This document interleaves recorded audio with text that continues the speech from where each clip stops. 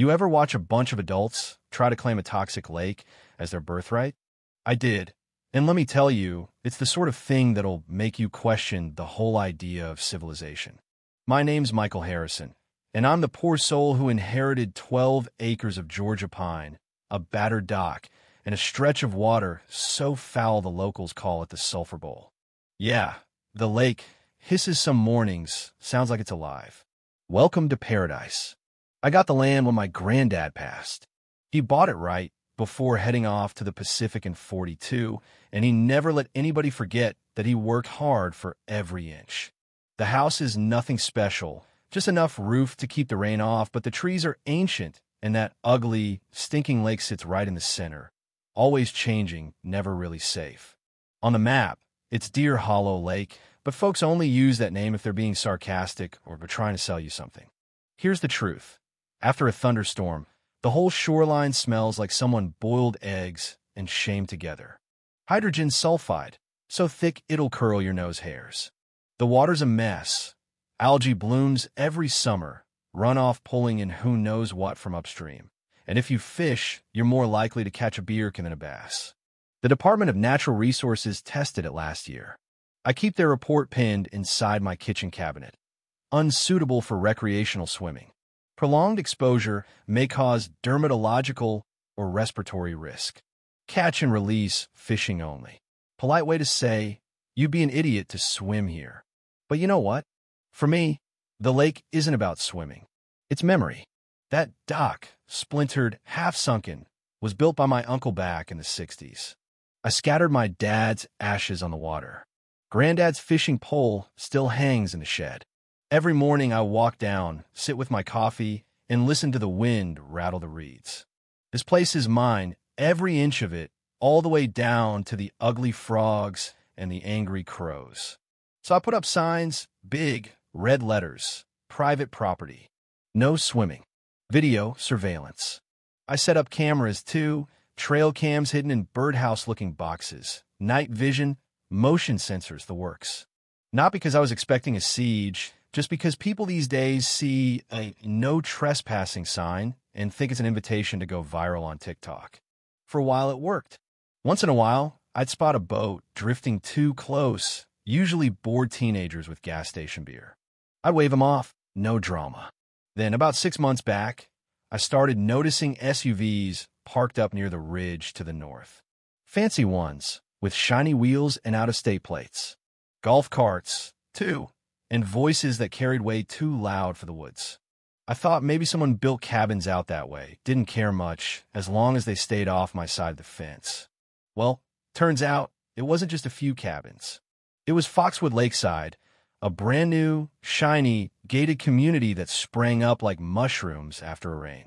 I hiked out one day and nearly tripped over a black and gold sign, Foxwood Lakeside. High fences, solar lights, the whole resort vibe. Except they had zero shoreline. Not an inch. Just a view of my stinking lake from their picture windows. That's when things started getting weird. First time I saw them was a sunny Saturday, maybe April. I'm out trimming brush, and I hear laughter way too close. I walk down the trail, and sure enough, there's a whole damn party on my shoreline. 2 kids in swimsuits dangling their legs off my dock, some guy setting up a Bluetooth speaker, and this woman, mid-50s, bleach blonde bob, sunglasses the size of dinner plates, setting up a cheese board like she owned the place. I try to be polite. Afternoon, folks. This is private property. Lake's not open for swimming. The woman doesn't even blink. Just looks at me like I'm the help. This is a natural resource. You can't claim a lake. That's not how America works. I just about laughed. Ma'am, I'm not claiming it. I own it. Filed, recorded, county says so. She finally lowers her sunglasses. I'm Karen Dorsey, president of the Foxwood Lakeside HOA, and I think you'll find lake access is implied for our residents. It's in the brochures. The brochures are wrong, I said. She scoffs. You can't gatekeep nature. I just pointed to the 3 signs behind her. Her guests started filming me, and one teenager made a big ooh sound. Karen just smiled, like she'd already won the case. This isn't over, Mr. Harrison. You can't bully people off shared land. I'll be contacting the county. They packed up, left cracker crumbs all over my dock, and stomped footprints into the moss. That was the start, the rot that wasn't just algae or runoff, but entitlement. I didn't call the cops yet, but I pulled out every document I had, printed extra copies, and reread the deed. Full riparian rights. Exclusive shoreline access. Not for public recreational use. I had the law, but I knew, right then, Karen Dorsey didn't care about laws. She cared about winning. The next Saturday, the music started at 9 a.m. Sharp. I was on the porch in my flannel boxers, coffee steaming, and the bass thumped through the pines. Kids squealing, a woman shouting about mimosas, folding tables snapping open. By the time I got boots on, there were 20 people on my shoreline. Kids running wild, dads cracking beers, some genius floating a unicorn raft 10 feet from my dock. And there's Karen, white summer dress, gold sandals, sun hat big enough for satellite TV, shouting orders as they hauled out a propane grill. I cut through the trees. What the hell is this? She smiles, fake as a coupon. Oh, don't be dramatic. It's our weekly lakeside family brunch. I invited the whole community. You're welcome, of course. I didn't even bother with niceties. Karen, this is my land. You're trespassing. All of you. She gasped, Oscar-worthy. Michael, you're confused. This lake is a public resource. State law says surface water is shared. I pointed at my dock, my signs, my broken gate. You broke my gate, I said flatly. Her smile wobbled. That gate was blocking traditional access. Our residents have used that trail for years. Bull, I snapped. You moved in 6 months ago. She looked me dead in the eye. Well, it's not very neighborly to threaten families enjoying nature. I pulled out my phone. Last warning, Karen. Get everyone off my land. This isn't a debate, it's criminal trespass. The crowd stared. Some crossed their arms. Karen stepped forward and practically announced, let's all stay calm. This man doesn't own the lake, no matter what he claims. If he wants to take it to court, let him. I walked away, called the sheriff. 20 minutes later, Deputy Carter rolled up, a young guy, polite, squinting at my paperwork like it was written in hieroglyphs. Mr. Harrison, your property lines are clear. But if they claim traditional access or an easement, this might be civil, not criminal. There's no trail. They tore the gate off. He looked tired already. I'm just trying to keep the peace. You could file a complaint with the county, get a restraining order.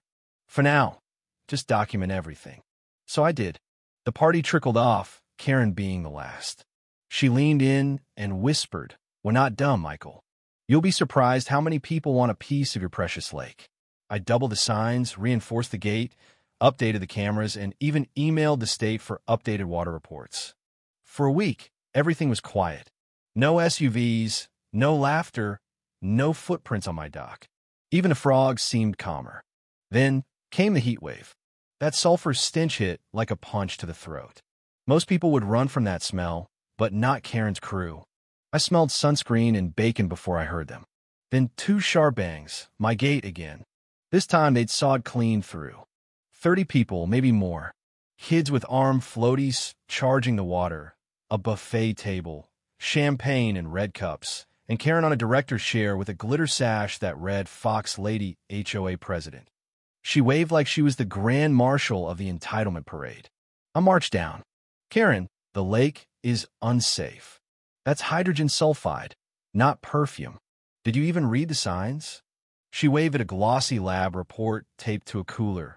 Water certified clean, signed by Dr.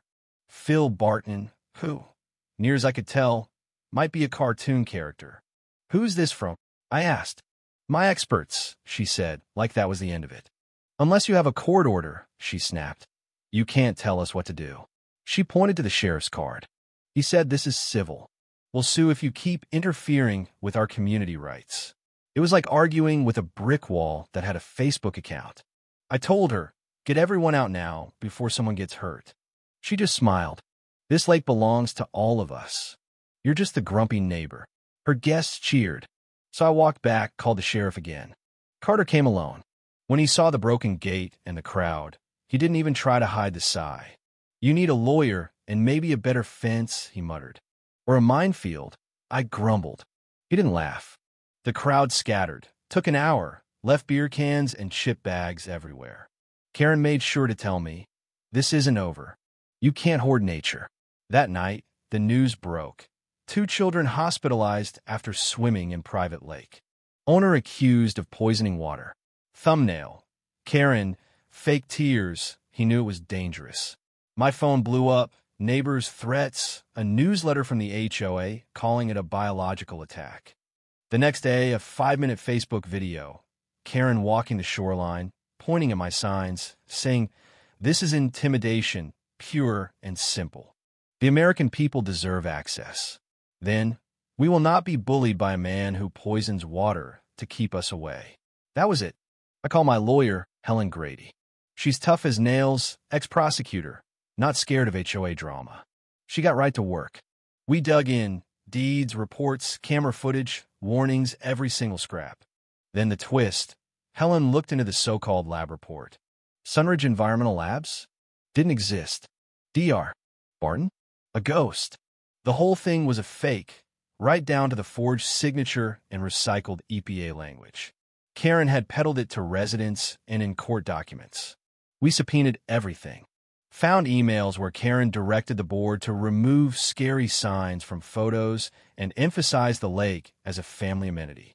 Fraud. Evidence tampering. Endangering kids by inviting them to swim in hazardous water. Real criminal charges. Manslaughter wasn't off the table.